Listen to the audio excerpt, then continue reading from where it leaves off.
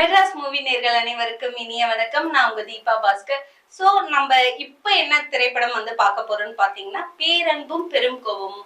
அது என்ன பேரன்பும் பெரும் கோபமும்? அன்பு எந்த அளவுக்கு இருக்கோ அதே அளவுக்கு கோபமும் இருக்குன்றத தெளிவா சொல்லியிருக்காங்க இந்த திரைப்படம் மூலமா. இந்த படத்தோட டைரக்டர் யாருன்னு பாத்தீங்கன்னா சிவபிரகாஷ். இவர் வந்து பாலு மகேந்திரா அவரோட ஸ்டூடெண்ட். ஸோ கண்டிப்பா அவரோட ஸ்டூடெண்ட் சொல்லும் போதே தெரியும் அந்த பட்டறையில பட்டி தீட்டப்பட்ட வைரம்னு. ஸோ இந்த படத்தோட ஹீரோ யாருன்னு பார்த்தீங்கன்னா விஜித் பச்சன், சங்கர் பச்சன் சாரோட பையன். ஸோ ஃபர்ஸ்ட் டைமா ஹீரோவா பண்ணியிருக்காரு. ஷாலி ரொம்ப அழகா தமிழ் பேசக்கூடிய அழகான ஒரு ஹீரோயின்னே சொல்லலாம். ஸோ அவங்க வர சீன்ஸ் எல்லாமே ரொம்ப அற்புதமா இருக்கு.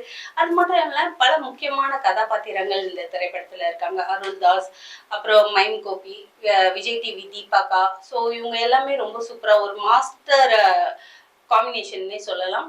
இந்த படத்தோட கதை என்ன மாதிரின்னா, ஆக்சுவலா இந்த வந்து ஃபுல்லாவே ஒரு வில்லேஜ் சப்ஜெக்ட் தான். விஜித் வந்து பாத்தீங்கன்னா ஒரு ஹாஸ்பிட்டல்ல வந்து ஸ்டாஃப் நர்ஸா ஒர்க் பண்றாரு, மேல் நர்ஸ். ஷாலி வந்து வேற ஒரு கிராமத்துல இருக்கிற பொண்ணு. இவங்களோட கிராமம் எந்த மாதிரியான ஒரு கிராமம்னா, ஜாதிக்காக எப்படிப்பட்ட வேலை வேணாலும் செய்வாங்க. அவங்க ஜாதியை வந்து விட்டே கொடுக்க மாட்டாங்க. அப்படி ஒரு கிராமம் தான், பேரெல்லாம் சொல்லல. இவங்கள பெத்த பிள்ளையா இருந்தாலும் பரவாயில்ல, தன் ஜாதிய வந்து அந்த கௌரவத்தை விட்டு கொடுக்காம அவ்வளோ ஒரு கர்வமா இருக்கிறவங்க. இந்த படத்துல ஓப்பனிங்ல வந்து ஒரு அந்த கோயில் திருவிழாலாம் ரொம்ப அழகா நேச்சுரலா எடுத்திருக்காங்க. அந்த செட்டப் சாங்ஸ் எல்லாம் பாத்தீங்கன்னா ரொம்ப சூப்பராகவே இருக்கு. ஸோ அந்த சாங்ஸ் முடியும் போதே அதுலயே வந்து ஒரு சீன்ஸை வந்து காட்டியிருப்பாங்க. வேறு வேறு இனத்தினர் வந்து அவங்க வந்து லவ் பண்ணியிருப்பாங்க. ஊரை விட்டு ஓடி போற மாதிரி ஒரு சீன் இருக்கும். அவங்களையும் கண்டுபிடிச்சிடுவாங்க. கண்டுபிடிச்சிட்டு அவங்க கொடுக்குற தண்டனை என்னன்னு பாத்தீங்கன்னா, ஊர் மக்கள் அந்த பஞ்சாயத்து சீன்ஸ் மாதிரி இருக்கும் பாருங்க. அந்த மாதிரி பஞ்சாயத்து சீன்ஸ்ல வந்து அவங்க இதுவரைக்கும் கொடுத்த தண்டனையை விட இவளுக்கு வந்து பயங்கரமான தண்டனை கொடுக்கணும் அப்படின்னு சொல்லிட்டு காதுல பூச்சிக்கொல்லி மருந்தை வந்து ஊத்துவாங்க. காதுல ஊத்துனோம்னா அவ வந்து பைத்தியம் ஆயிடுவா, இல்லாட்டி உயிர் போயிடும் அப்படின்ற மாதிரி. அவ வந்து உயிரா அந்த அளவுக்கு போகாது. ஸோ பைத்தியமாவே திரியிட்டோம். இதை பார்த்து மத்தவங்க எல்லாம் திருந்துட்டோன்ட்டு அவளுக்கு ஒரு தண்டனை கொடுக்குறாங்க. வேற ஒரு காதல் ஜோடி அந்த பையனை வந்து எரிச்சிடுறாங்க. அவ கண்ணு முன்னாடி எரிச்சு கொண்டுடுறாங்க. இதனால பித்த பிடிச்ச நிலையில அந்த பொண்ணு வந்து ஊர்ல சுத்திக்கிட்டே இருக்கும். இவங்க கொடுக்குற அதிகபட்ச தண்டனை எல்லாமே காதல் செஞ்சுட்டு போறவங்க எல்லாருக்குமே இந்த மாதிரிதான் காணா பணமா மாத்திருவாங்க. இந்த மாதிரி கான்செப்ட்ல தான் டிராவல் ஆகிட்டு இருக்கு. இந்த வகையில அவங்க அந்த பஞ்சாயத்து சீன்ல வந்து அந்த பொண்ணு வந்து கையில ரிங்கு போட்டிருக்கும். இதை வந்து பாத்துருவாங்க. விஜித்தோட அம்மா யாருன்னு பாத்தீங்கன்னா சுபத்ரா கேரக்டர் பண்ணியிருக்காங்க. அவங்க வந்து பாத்துறாங்க, ஓ இதுக்கு வந்து காரணம் என்னோட மகன் தான், இவங்க கிட்ட இருந்து எப்படியாவது காப்பாத்தணும் அப்படின்னு சொல்லிட்டு தன்னோட மகனை வந்து வேற ஒரு ஊருக்கு படிக்கிறதுக்காக வெளியூர் அனுப்புறாங்க. போன இடத்துல எதிர்பாராத விதமா அங்க ஒரு ஹீரோயின், அங்கதான் நம்ம ஹீரோயின் ஷாலி இருக்காங்க. ரொம்ப அவங்க வந்து கிறிஸ்டின், வேற ஒரு மதம் கிறிஸ்டின்னு. அவங்களுக்கு ஒரு சுச்சுவேஷன் வருது. ஸோ அந்த சுச்சுவேஷனை எப்படி ஹேண்டில் பண்ணணும் அப்படின்னு தெரியாம விஜித் மேல ஆட்டோமேட்டிக்காவே ஒரு ஈர்ப்பு வருது, அந்த காதல் டிராவல். ஸோ ஒரு 11 டீம் கொண்ட ஸ்டூடெண்ட்ஸ் எல்லாருமே வந்து நல்லா ஃப்ரெண்ட்லியா பேசிட்டு இருப்பாங்க. ஆனா இவங்களுக்கு மட்டும் அந்த லவ் சீக்வன்ஸ் இருக்கும். சடனா ஒரு கல்யாணம் பண்ணி கூட்டிட்டு வந்துருவார். ஏதாவது இந்த கிராமத்துக்கு கூட்டிட்டு வந்துடுறாரு. இங்க கிராமம் கூட்டிட்டு வந்தா இவங்க ஆல்ரெடி இவங்க வந்து தீவிரவாத கூட்டமாச்சே, ஜாதினாலே விட்டு கொடுக்க மாட்டாங்க. ஸோ அந்த அந்த டைம்ல வந்து ஹீரோயின் கூட்டிட்டு வந்தோன்னே எப்படி ஹேண்டில் பண்றது தெரியாம வீட்டுக்குள்ள போயிட்டு அது ஒரு சண்டை மாதிரியே ஆகும். கொஞ்ச நாள் பேசிக்காமலே இருப்பாங்க. அதுக்கப்புறம் வந்து ஹீரோயின் பக்கம் அவங்க ஃப்ரெண்ட்ஸ் வரும்போது என்ன ஜாதி அப்படின்னு கேட்கும்போது இவங்க வந்து நார்மலா நம்மளை விட ஹை கிளாஸ் அப்படின்ற மாதிரி சொல்லி சமாளிப்பாங்க. சமாளிச்சிட்ட பிறகு ஓகே அப்பதான் பேச ஆரம்பிக்கிறாங்க. ஓகே என் மருமகளும் நல்ல ஜாதி ஆளுதான் அப்படின்னு சொல்லிட்டு கொஞ்ச நாள் கழிச்சுதான் பேச ஆரம்பிக்கிறாங்க. பேச ஆரம்பிச்சுட்டு நார்மல் டிராவலா போயிட்டு இருக்கு. அதுக்கப்புறம் பார்த்தா அவ பிரெக்னென்ட் ஆகிறா. பிரெக்னென்ட் ஆயிட்ட பிறகு அவங்க நல்லபடியா தான் பாத்துக்கிறாங்க.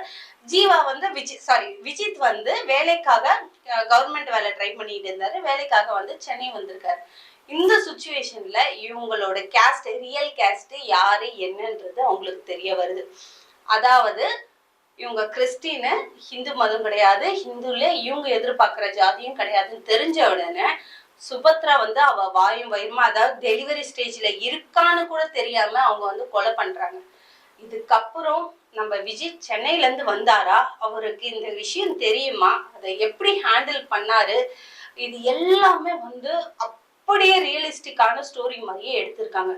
இதுல அந்த ஹீரோயினோட ஆக்டிங் என்னன்னு பாத்தீங்கன்னா, ஃபர்ஸ்ட் டைம் பண்ண மாதிரியே தெரியல அந்த பொண்ணு வந்து நல்ல கியூட்டா ரொம்ப அழகா இருக்கு. அந்த மலைவாசிகள் அந்த கிராமங்கள் எல்லாமே வந்து எந்த அளவுக்கு ட்ரூவா விஷுவலா எடுத்திருக்காங்களோ அதே அளவுக்கு அந்த ஃபேமிலியில குடும்பத்துக்குள்ள நடக்கிற பிரச்சனைகள் எல்லாமே வந்து ரொம்ப அழகா வந்து சூப்பரா எடுத்திருக்காங்க. சொல்லவே வேணாம், பாலு மகேந்திரா சாரோட ஸ்டூடெண்ட்னா எந்த அளவுக்கு இருக்கும். ஸோ அந்த அளவுக்கு அவ்வளோ நேச்சுரலா எப்படி சொல்றது, அவ்வளவு ரியலிஸ்டிக்கா இருந்தது. எனக்கு பிடிச்சிருந்தது. மியூசிக் சொல்ல மறந்துட்டேனே, மியூசிக் வந்து இளையராஜா. ஸோ இளையராஜா இசையில வந்து இந்த படத்தை ஃபுல்லா டிராவல் பண்ணி பார்க்கும்போது அவ்வளவு சூப்பரா இருந்தது. இதுல வந்து அவங்களோட லவ் போர்ஷன்ஸ்ல ஒரு சாங் ஒன்று வரும், மெலோடியா வரும். அந்த சாங் வந்து ரொம்ப சூப்பரா இருக்கு. கண்டிப்பா நம்ம காலர் டோன்லயே வைக்கிற மாதிரி தான் இருக்கு. ஸோ அந்த சாங்கும் மறக்காம கேட்டுருங்க. கண்டிப்பா இந்த திரைப்படத்தை வந்து நம்ம தியேட்டர்ல போய் பார்த்தா சில விஷயங்கள் வந்து நம்மளுக்கு உண்மையிலேயே அட்டாச்ட் ஆகும்னே சொல்லலாம். என்னதான் நம்ம வந்து ஓடிடியில பார்த்தாலும் தியேட்டர்ல போய் பார்க்குற அந்த ஒரு ஃபீல் வந்து அது வேற ஒரு ஃபீல் தான். தென் இதுக்கப்புறம் இந்த டிராவல் சொன்ன பாத்தீங்களா, இது எல்லாமே வந்து ப்ரெசென்ட்ல நடக்கிற மாதிரி இருக்காது, ஃபிளாஷ்பேக்கா தான் இருக்கும். ப்ரெசென்ட்ல வந்து அப்படியே வேற மாதிரி. என்னன்னா விஜயத்துக்கு வந்து வயசாகி இருக்கும். ரொம்ப வயசான ஸ்டேஜ்ல அந்த ஹாஸ்பிட்டல்ல மெயில் நர்ஸா வேலை செய்வாரு. சில பேரை வந்து அவரு கொலை பண்ற மாதிரி இருக்கும். எதுக்காக கொலை பண்றாரு அப்படின்ற ரீசன் இருக்காது. பொதுவான சமூக பிரச்சனைக்கு எல்லாம் குரல் கொடுக்குற மாதிரி இருக்கும். அவர் ஒரு ஹாஸ்பிட்டல்ல வேலை செய்யறாருன்னா அங்க ஏதாச்சும் ப்ராப்ளம்னா அதுக்கு வாய்ஸ் கொடுக்குற மாதிரி இருக்கும். போராட்டம் இந்த மாதிரி விஷயங்கள்லாம் ரொம்ப அழகா கன்வே பண்ணியிருக்காங்க. இந்த சமயத்துல போலீஸ்க்கு இவர் மேல ஒரு டவுட் வருது. அதை போய் விசாரிக்கும் போதுதான் இப்படி ஒரு கிராமத்துல இந்த மாதிரி எல்லாம் நடந்திருக்கு, உண்மையா பொய்யான்ட்டு இன்ஸ்பெக்டர் கேரக்டர்ல வராரு சாய் வினோத். ஸோ அவரோட போர்ஷன்ஸ்லயும் பாத்தீங்கன்னா ரொம்ப சூப்பராகவே இருக்கும். ஸோ அந்த அவர் வந்துட்ட பிறகு இன்னும் கொஞ்சம் விறுவிறுப்பா இருக்கும் ஸ்டோரி. இந்த கேஸுக்கு அப்புறம் என்ன போகுது, ஓ இப்படி ஒரு விஷயம் நடந்ததா, இதுக்கப்புறம் என்ன நடந்துச்சு, விஜித் வந்து உண்மையிலே இந்த மாதிரி எல்லாம் பண்ணாரா அப்படின்னு சொல்லிட்டு அவர் மேல ஃபர்ஸ்ட் அவரை ப்ரொடெக்ட் பண்ணணும்ட்டு அவரை ஜெயில கொண்டு போய் சேஃபா வைக்கிறாங்க.